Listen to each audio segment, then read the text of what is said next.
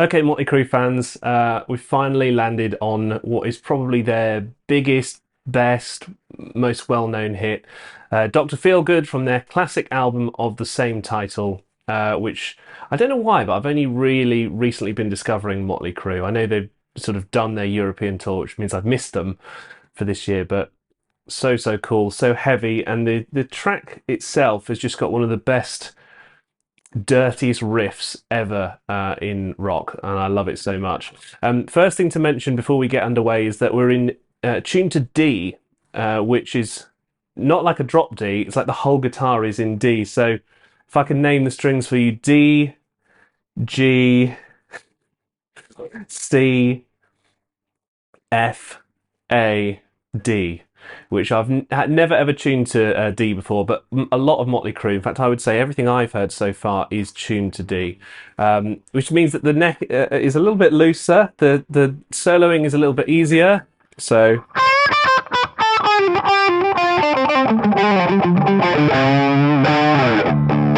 and also you're going to need a whammy bar for this one if you want to do the cool harmonic bits.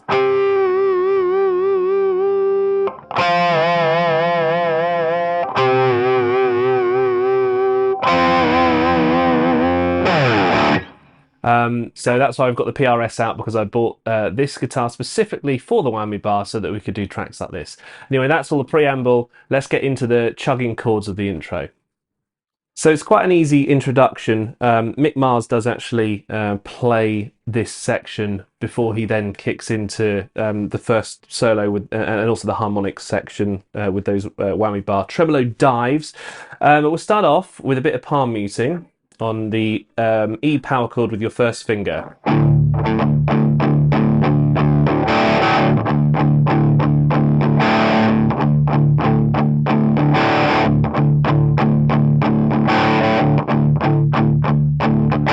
It's a little bit like a heavy metal riff, really, in that sense. And this is a cool riff because it anticipates the beat each time. So then when you've got this up pick here,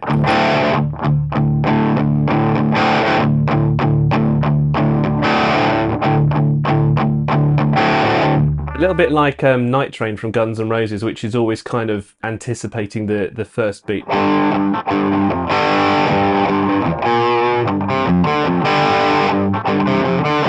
It's exactly the same thing here. The first thing to mention after you've managed to do that E chugging power chord is that there's a little slide into the 16th fret and back, so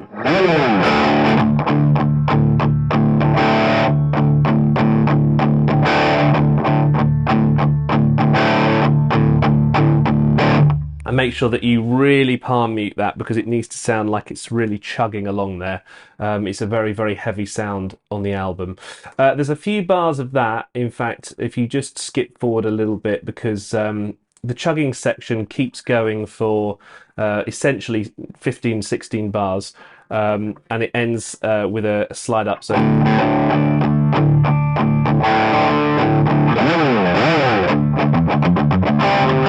So that's how the chugging section ends with the rest of the band. But the Mick Mars intro comes over the top, and this happens, you'll see a little asterisk in there just before bar 6. There's a little star in there, which is where Mick Mars comes in with this pre-bent A power chord, so it goes.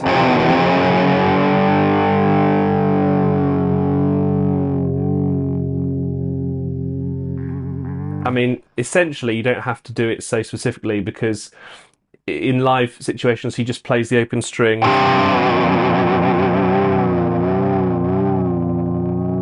It's supposed to sound a little bit like a motorbike engine, I guess, but it's a lot of fun to play. The closest I can get it to sounding like that like what he plays on the record is an A power chord pre-bend down.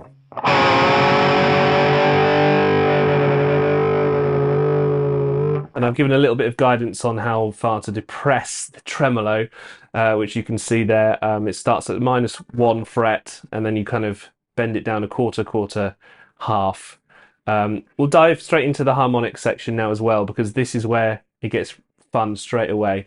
So you've got 2 notes being played with 3rd fingers each time. So you start on the 7th frets, and then I'm going to have to call it the usual names of the strings, otherwise it's going to confuse me.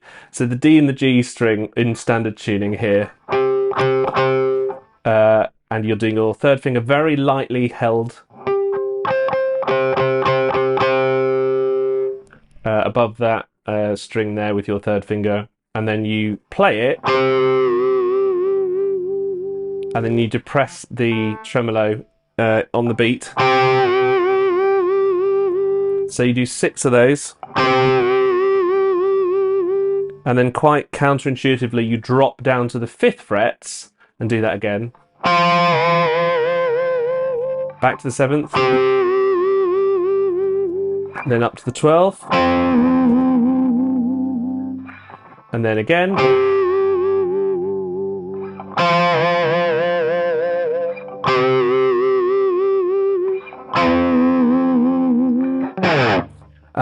One thing that you hear on the album quite a lot of times is it sounds like there's a double pick. Now, I don't see Mick Mars ever play it with a double pick live. He always just goes... John 5, who's the new guitarist for Mötley Crüe, does 2 notes like this.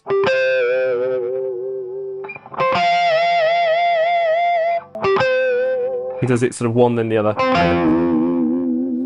You can go also down and up, and then down and up. But I wouldn't recommend doing any of that because it doesn't sound very good. I think it's just straightforward and similar to the live situation where you just hold it and play it like that.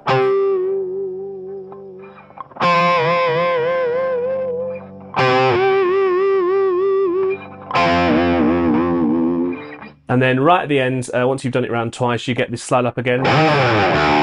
And then you hit that massive chorus, which we're going to get onto in our next video. But I hope that was useful just to get a hang of the intro section and those unusual harmonic tremolo dives. They're such a weird kind of way of starting off the intro, but it's a lot of fun. And then also you get to do this, the pre...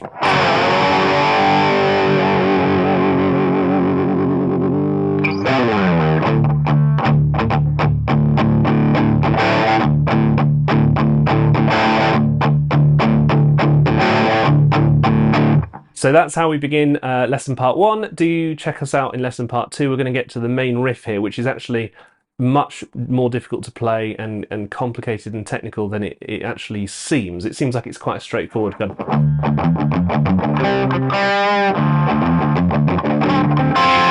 But it's really not easy. So we'll get to that in part 2. Thanks for watching part 1. If you like Mötley Crüe, do give us a little subscribe down there, because I'm pretty sure that we've got a lot more tracks that we're going to cover on the channel. But until part 2, we'll see you later.